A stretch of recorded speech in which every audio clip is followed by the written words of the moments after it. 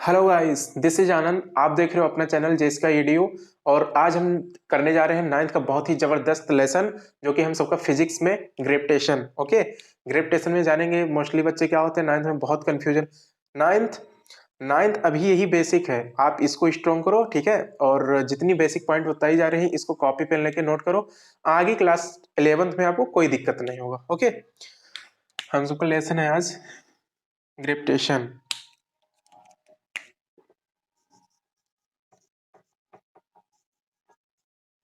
Gravitation. अब gravitational forces को बोलते हैं। अब ग्रेविटेशन ये क्या होता है? ग्रेविटेशन मीन्स होता है all object in the universe attract to each other and this force of attraction between these object is called gravitational force. मतलब इधर देखो, अगर एक कोई ऑब्जेक्ट है, इसका मास है m1। ये एक ऑब्जेक्ट है, इसका मास है m2, ठीक है। तो ये किससे कनेक्ट है? एक डायरेक्टली फोर्स इस पे अप्लाई होता है, ये आपस में फोर्स से कनेक्टेड है, ठीक है। अच्छा, इनका जो दूरी है ये होता है इनका डिस्टेंस, ठीक है। इसको हम d से रिप्रेजेंट करते हैं। तो अगर फोर्स का अगर इसमें ग्रेविटेशनल क्या होता है तो यही इसमें बोला जाता है all object in the universe attract to each other and this force of attraction between these object is called gravitational force, ठीक है। सपोज करो कि एक मास है, इसका m1 है या इसका m2 है। ओके, ये फोर्स है आपस में कनेक्टेड होते हैं आपस में। जैसे कि मान लो कि मैं आपको ये कह रहा हूं, ठीक है, ये दोनों मार्कर हैं, तो ये इस पे भी एक फोर्स अप्लाई हो रहा है। यार जाहिर सी बात है, इधर देखो यार, एक कोई लड़का है, ठीक है, ये इधर खड़ा हुआ है, इसमें मैं ही हूं मान लो। यहाँ पे मैं दो चीज लिया हूं, एक ये मार्कर एक ये मार्कर, ठीक है। और नीचे क्या है? एक बड़ा सा मैग्नेट है। क्या है? एक मैग्नेट रखा हुआ है बड़ा सा, ठीक है। तो आप जानते हो अगर कोई चीज बड़ी चीज होगी तो इसको आपस में, ये दोनों आपस में नहीं खींचेगा। फोर्स इस पे अप्लाई हो रहा है लेकिन बड़ी सी मैग्नेट है तो उसको नीचे खींचेगा। तो अर्थ क्या होता है? अर्थ भी हम सबकी बहुत बड़ी है, तो वो ग्रेविटेशनल फोर्स इस पे लगाएगी, तो इसको हम छोड़ेंगे तो ये नीचे जाएगा। ओके, तो ये सब सारी कंडीशन है। अब इसका हम देख लेंगे डेफिनेशन एंड उसके बाद में समझा दे रहा हूं इसको।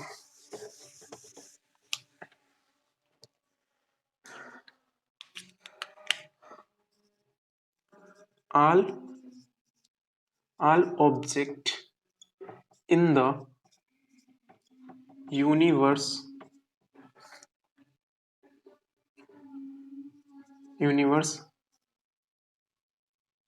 attract to each other and this force of attraction between these object is called, क्या बोलते हैं इसको? ग्रेविटेशनल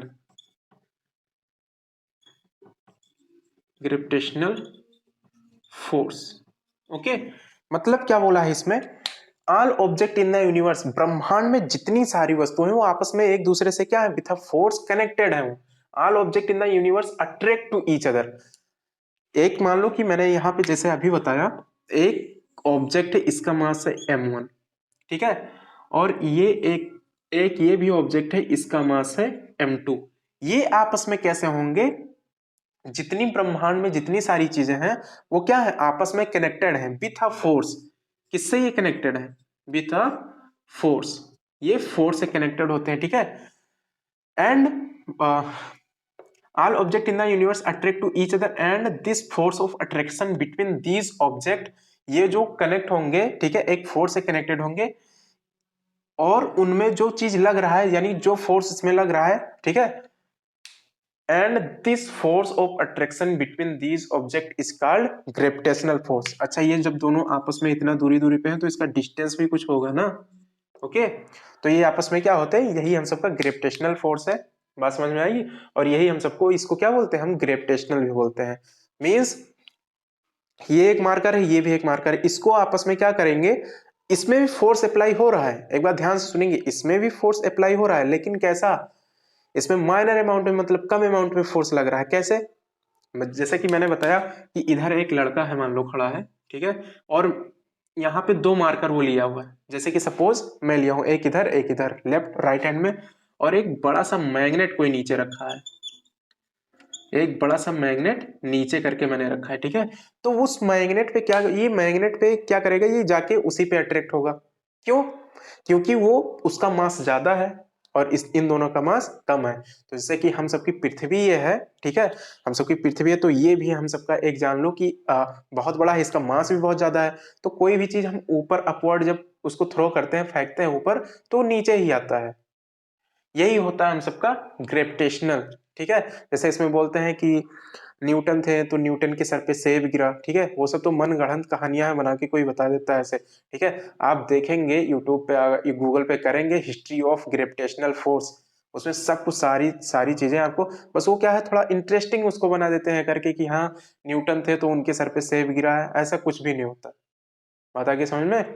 अगर हिस्ट्री आप देखेंगे तो उसमें आप सब कुछ समझ जाएंगे, ठीक है, कि ग्रेविटेशन, हाँ मतलब इनका योगदान था इसमें, ठीक है, पार्टिसिपेट थे ये, मतलब इनका योगदान दिए हैं न्यूटन जी ग्रेविटेशनल फोर्स में। ओके, तो ये हम सबका हो गया gravitational. All object in the universe, all object in the universe, ये ऑब्जेक्ट है, ठीक है, यूनिवर्स का कोई मान लो कि एक छोटा सा एक पार्ट है, मार्कर है दोनों।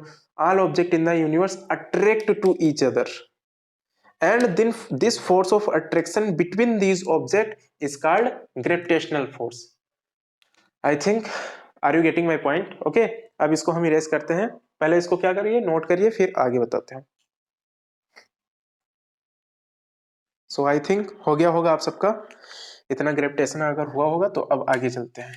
मतलब जिसका अगर मास ज्यादा रहता है तो उसके चारों तरफ क्या करते हैं, जैसे चक्कर काटते रहते हैं, मूव करते रहते हैं उसकी तरफ। फॉर एग्जांपल जितने सारे प्लैनेट्स हैं वो क्या करते रहते हैं, सूर्य का चक्कर लगाते हैं। क्यों सूर्य का चक्कर लगाते हैं, क्यों सन का रोटेट करते हैं वो सब, क्योंकि सन का मास ज्यादा है। मून जो है, चंद्रमा जो है, पृथ्वी का चक्कर लगाता है क्योंकि पृथ्वी यानी अर्थ का हम सबका मास ज्यादा है। ओके, अब देखो, अब हम पढ़ेंगे यूनिवर्सल लॉ ऑफ ग्रेविटेशनल या फिर ग्रेविटेशन।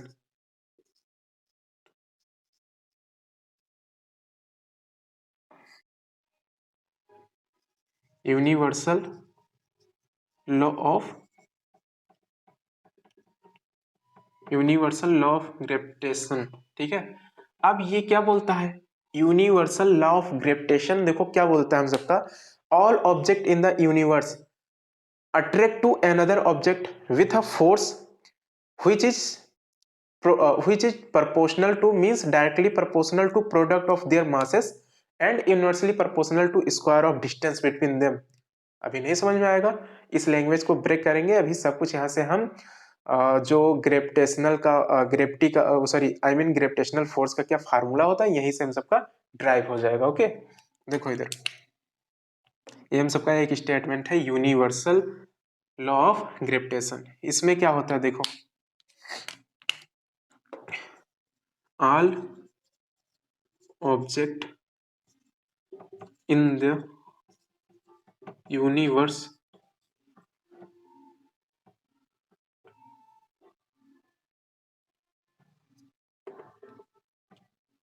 यूनिवर्स, ठीक है, all object in the universe attract to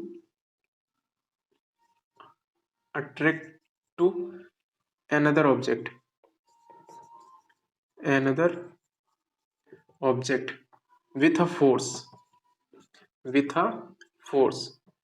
which is which is proportional which is proportional which is proportional to the product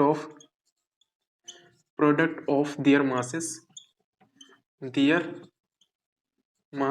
and universally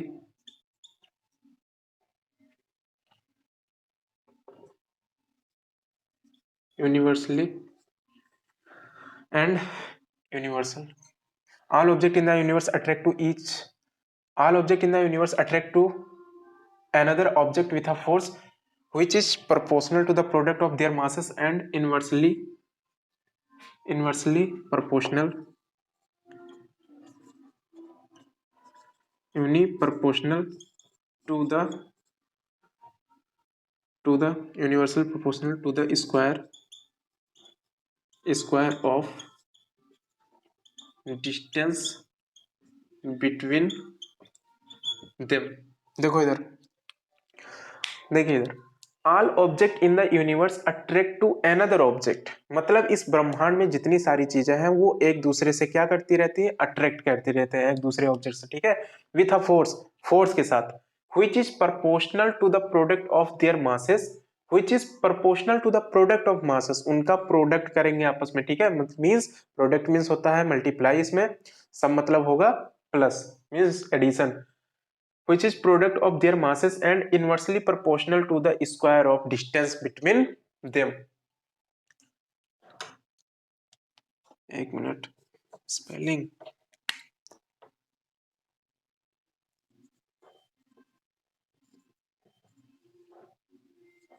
proportional to the square of distance between them. जैसे यहाँ पे मैंने आप सबको बताया कि एक मास है m1 इसका, इस ऑब्जेक्ट का, इसका मास है m2। अच्छा, ये आपस में क्या होंगे, कनेक्ट होंगे विथ अ फोर्स, ठीक है। यहाँ पे क्या बोला, all object in the universe attract another object, ये ऑब्जेक्ट पहला वाला दूसरे पे अट्रैक्ट करेगा, ठीक है, विथ अ फोर्स, किससे करेगा, विथ अ फोर्स, ठीक, विथ अ किससे करेगा, एक फोर्स से, which is proportional to product of their masses, means क्या बोल रहा है, force proportional to product of their masses, ठीक है, फोर्स क्या कर रहा है, फोर्स इस पे प्रोडक्ट ऑफ देयर मासेस, यानी कि फोर्स डायरेक्टली प्रोपोर्शनल बोला है product of their masses, means m1 and m2। अब देखिए, and universally proportional to the square of distance between them, and force को क्या बोला है, इनवर्सली प्रोपोर्शनल है square of distance between them. अच्छा, इनकी कुछ ना कुछ दूरी होगी ना इन ऑब्जेक्ट की, तो इसको हम डी से करते हैं। तो यहाँ पे क्या बोला है, और क्या होता है, and inversely proportional to square of distance between them, distance का यहाँ पे क्या कर देंगे, हम स्क्वायर कर देंगे, ठीक है। अच्छा, अब क्या सोचेंगे कि यहीं से हम सबको फार्मूला आ गया, नहीं, अभी नहीं आया, देखो इधर, अब इसको हम क्या कर देते हैं, एक में कर देते हैं, force directly proportional m1 m2 by D square.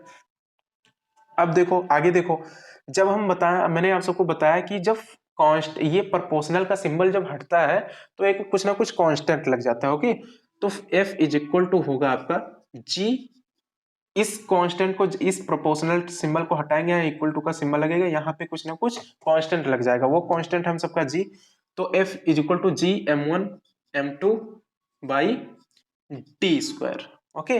अच्छा, अब ये जो आया है, ये जो हम सबका आ गया, ये हम सबका है ग्रेविटेशनल फोर्स का formula, F is equal to G m1 m2 by D square, okay.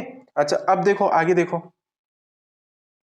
यहाँ पे देखिए, अच्छा ये G क्या है हम सबका, ये G है आप सबका UGC, क्या सर ये किसी यूनिवर्सिटी का नाम है, UGC नहीं, यूजीसी का मतलब होता है यूनिवर्सल ग्रेविटेशनल कांस्टेंट, मतलब इसका वैल्यू आप कहीं पे भी ले जाओ, इधर चाहे मेजर करो, चंद्रमा पे मेजर करो, सेम इसका यही आएगा वैल्यू, ठीक है।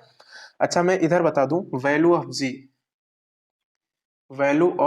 जी मींस ग्रेविटेशनल कांस्टेंट, ये जब न्यूटन ने एक्सपेरिमेंटली इसको देखा तो कितना ये पता पाए, 6.67 इंटू 10⁻⁻11 न्यूटन मीटर स्क्वायर पर केजी स्क्वायर, ठीक है, इतना ये न्यूटन ने इसको एक्सपेरिमेंटली देखे। अच्छा, ये लास्ट में जो आ रहा है न्यूटन मीटर स्क्वायर पर केजी स्क्वायर, ये इसका यूनिट हो गया, ओके। अच्छा, तो हम देख चुके हैं कि यूनिवर्सल लॉ ऑफ ग्रेविटेशनल से हम इसका फार्मूला, पहले हम क्या जानेंगे, थ्योरी, जैसे हम थ्योरी समझ जाएंगे, हम देखो इससे क्या कर दिए हैं, लैंग्वेज प्रॉब्लम को हम ब्रेक करके हम इसका फार्मूला ड्राइव कर लिए हैं, ठीक है। अब इसी प्रकार से आगे देखो आप, अब सबने बोला कि अच्छा न्यूटन मीटर स्क्वायर पर केजी स्क्वायर कहां से आया, अगर मैं बात करूंगा न्यूटन मीटर स्क्वायर पर केजी स्क्वायर इसकी यूनिट है, ठीक है, तो ये आया कहां से, ठीक है, तो आप जानते हो अभी मैंने क्या ड्राइव किया है, force is equal to G, F is equal to G m1 m2 by D square. ठीक है, ये ग्रेविटेशनल फोर्स का ये क्या होता है, फार्मूला होता है। अच्छा, हमको लाना क्या है, प्रूफ करके क्या लाना है, न्यूटन मीटर स्क्वायर पर केजी स्क्वायर। जैसे कि न्यूटन ने इसका वैल्यू कितना दिया है जी का, 6.67 इंटू 10⁻⁻11 न्यूटन मीटर स्क्वायर पर केजी स्क्वायर। अच्छा, अब देखो इधर, देखिए हमको इसको प्रूफ करके लाना है, तो हम g को इस साइड में कर देते हैं, f को उस साइड में चला जाएगा, तो g को हम अगर इधर लाएंगे तो g इक्वल टू f इधर चला जाएगा f। अब ये बताओ d किस में है, ये d स्क्वायर किस में है, ये आपका है डिवाइड में है, ये आपका किस में है, डिवाइड में। तो अच्छा, ऊपर जब आएगा तो ये कैसा हो जाएगा, f से यानी 4 से मल्टीप्लाई में हो जाएगा।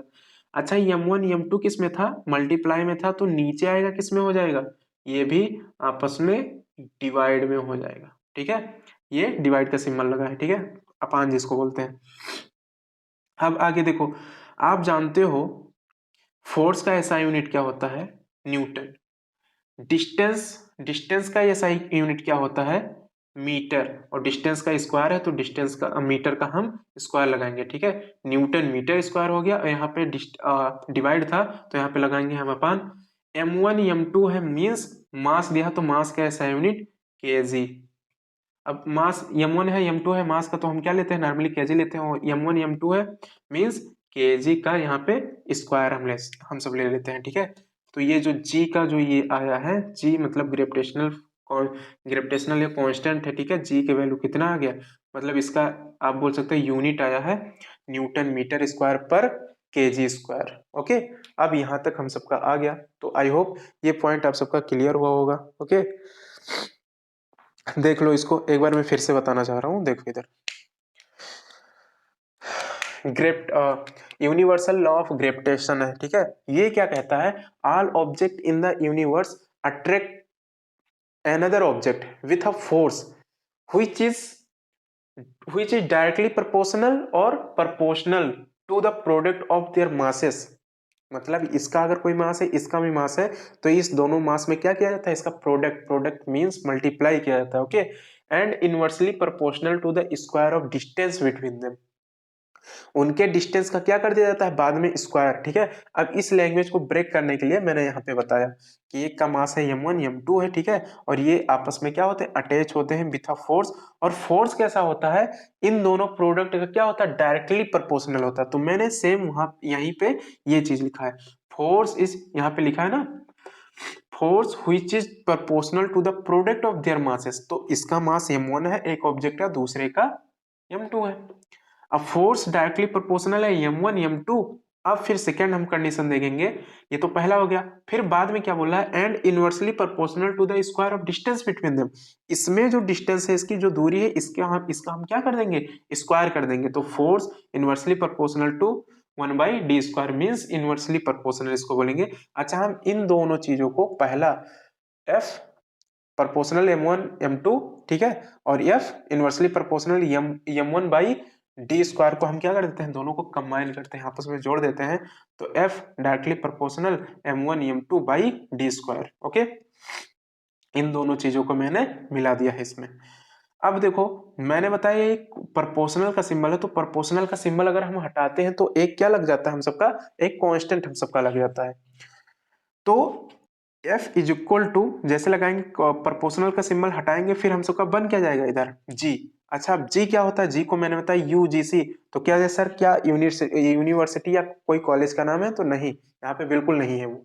UGC का मतलब होता है यूनिवर्सल ग्रेविटेशनल कांस्टेंट होता है। ठीक है, तो F is equal to G m1 m2 by D square हो गया हम सबका। ओके, अच्छा, अब देखो, हमने वैल्यू इसका देखा है, वैल्यू मैंने कितना बताया, हमेशा याद रखेंगे। ओके, वैल्यू जी का याद रखेंगे 6.67 इंटू 10⁻⁻11 न्यूटन मीटर स्क्वायर पर केजी स्क्वायर। अच्छा, ये जो आया है न्यूटन मीटर स्क्वायर पर केजी स्क्वायर, इसको हमको अगर ड्राइव करके लाना होगा तो न्यूटन मीटर स्क्वायर पर केजी स्क्वायर को हम कैसे लाएंगे, हाँ, आप सबसे पहले जानते हो ग्रेविटेशनल फार्मूला, आप जान चुके हो अभी, ये हमेशा याद रखेंगे। अब क्या करना रहेगा, किसी दो ऑब्जेक्ट के बीच में हम सबको अगर उसका फोर्स निकालना रहेगा, तो हम सब इजीली अब निकाल सकते हैं। किसी दो ऑब्जेक्ट का क्या दिया होगा, मास दिया होगा, उसमें डिस्टेंस उसका दिया होगा, फिर हम क्या लगा सकते हैं, फोर्स।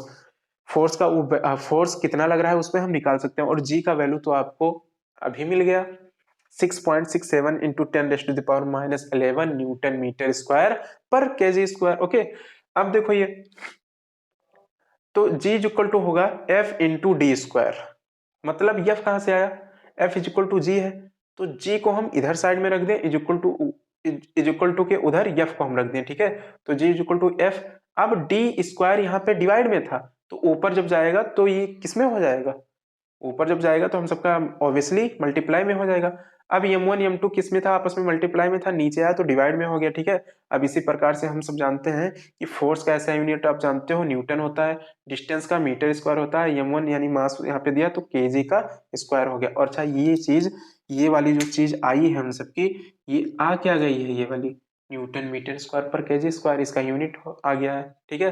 तो आई होप इतना सब कुछ आपको पॉइंट क्लियर हुआ होगा, और कमेंट करके बताना आपको कैसा लगा, ठीक है ये वीडियो। और बने और तो बनाना ही है, तो अब की बार छोटा छोटा वीडियो बना रहा हूँ, ओके, क्योंकि अपलोड करने में ज़्यादा टाइम लेता है।